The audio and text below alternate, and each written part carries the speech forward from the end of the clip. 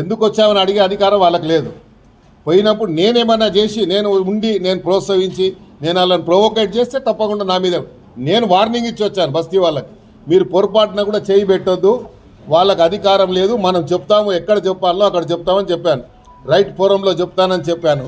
ఆపిచ్చి నేనే వచ్చాను. ఇన్స్పెక్టర్ అక్కడ విట్నెస్ రికార్డు కూడా చేశారు. వాళ్ళు కూడా అవన్నీ తెలుసుకోకుండా సోమోటో కింద కేసు పెట్టారు. కాబట్టి ఇది వ్యక్తిగతంగా పోతున్నది ఇష్యూ. కాబట్టి వ్యక్తిగతంగా ఎంత తీసుకున్నా పర్లేదు. ఇలాంటి ఆఫీసర్ చాలా చూశాను నేను. ఇంకా దీని ఎన్ని కాన్సిక్వెన్సెస్ ఏదున్నా ఎదురిచ్చేవాడిని. నేను గుండె ధైర్యంతో ఎమ్మెల్యే వచ్చినని ఎల్లయ్యగాడు మల్లయ్యగాడు గెలిపిస్తే రాలేదు. ఇట్లా ఉంటే చాలా మందిని చూసినాను. కొన్ని రిజర్వేషన్స్ ఉంటాయి. కొంతమందికి ఏమో ఆ ఉద్యోగం ఇష్టం ఉండదు, ఆ ఉద్యోగం ఇష్టం లేకుండా గిట్లా ఏదైనా చేస్తే తీసుకుపోయి ఇంకేదైనా మంచి పోస్ట్ ఇస్తారు అనుకుంటారు. కొంతమందికి ఏమో డైలీ పబ్లిసిటీ కావాలనుకుంటారు. మా సమస్యల పరిష్కారం కావాలి. మేము పబ్లిక్ లైఫ్లో ఇన్నేళ్ళ నుంచి ఉన్నాము, ఇన్నేళ్ళ నుంచి ప్రజల మధ్యలో ఉన్నాము, ప్రజా సమస్యలు తెలిసిన వాళ్ళము, ప్రజలు ఎట్లా ఎదుర్కోవాలి, కష్టాలు ఎదుర్కోవాలి తెలిసిన వాళ్ళము. తెలుగుదేశం పార్టీ 19 సంవత్సరాలు అధికారంలో ఉంటే 19 సంవత్సరాలు ఆపోజిషన్ ఎమ్మెల్యేగా పోరాడి చెలో అసెంబ్లీ కార్యక్రమంలో నెత్తులు వలిగి బుల్లెట్లు మా పక్క పైన పోయినా భయపడలేదు. కేసులు అప్పుడు 190 కేసులు పెట్టారు. మేము భయపడ్డామా? ఇప్పుడు మేము భయపడతామా? ఇవన్నీ భయపడేటోళ్ళం కాదు.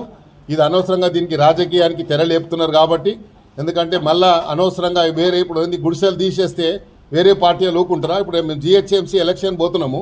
ఎలక్షన్ల ముందు ఇలాంటి పనులు చేస్తే ప్రజల దగ్గరికి ఏం ముఖం పెట్టుకొని పోతాం మేము? ఎలక్షన్లో మాకు ఓటేయమని చెప్పి గుడిసెలలో నువ్వు ఏళ్ళు పెట్టవద్దు. నువ్వు నాలా మీద ఉంటే తీసేయి. ముఖ్యమంత్రి గారు నీకు అధికారం ఇచ్చాడు. ఎవరైనా ప్రభుత్వ స్థలం మీద కబ్జా ఉంటే నీకు కంప్లైంట్ వస్తే తీసేయి, నీకు అధికారం ఇచ్చాడు. లేదా ఇట్లా పార్కులలో కబ్జా చేస్తే తీసేయి, నీకు అధికారం ఇచ్చారు. కానీ గుడిసెలు ఉండొద్దు, ఈడ అంటరానోళ్ళు ఉండొద్దు, ఈడ ఎస్టీలు ఉండొద్దు, ఎస్సీలు ఉండదు, మాలలు ఉండొద్దు, మాదిగలు ఉండొద్దు అని చెప్పడానికి మీరెవరు? కాబట్టి ఇది ఎస్టీల బస్తీ, ఎస్టీల గురించి కేటాయించిన బస్తీ. వాళ్ళకు ప్రభుత్వ పరంగా గజెట్ ఇచ్చి వాళ్ళకు ఇయర్ మార్క్ చేసి ఫౌండేషన్ వేసి కాలమ్స్ వేసాయాడ. బిల్డింగ్స్ ఆల్రెడీ ఒక స్టేజ్కి వచ్చాయి. వచ్చిన తర్వాత బడ్జెట్ లేక అది ఆగింది. బడ్జెట్ లేక ఆగింది కాబట్టి బడ్జెట్ వస్తుంది. రేపు ముఖ్యమంత్రి గారు వచ్చిన తర్వాత బడ్జెట్ ఇచ్చి వాళ్ళకి దారి లేకుండా చేస్తున్నాం. మా ఆవేదన ఏంది, వాళ్ళకి దారి లేకుండా చేస్తున్నాం. పార్కు ఒకటి తీసుకోవాలి వద్దంటలేండి. నేనే కట్టిస్తా అని చెప్పిన, నా బడ్జెట్ ఇస్తా అని చెప్పాను. ప్రైవేట్ వాళ్ళతో ఎందుకు కట్టిస్తున్నారు? ప్రైవేట్ వాళ్ళు వాళ్ళ సొంత ఆస్తి లేక కూర్చొని కట్టిస్తున్నారు. వాళ్ళని ఏమో ప్రోత్సహిస్తున్నారు.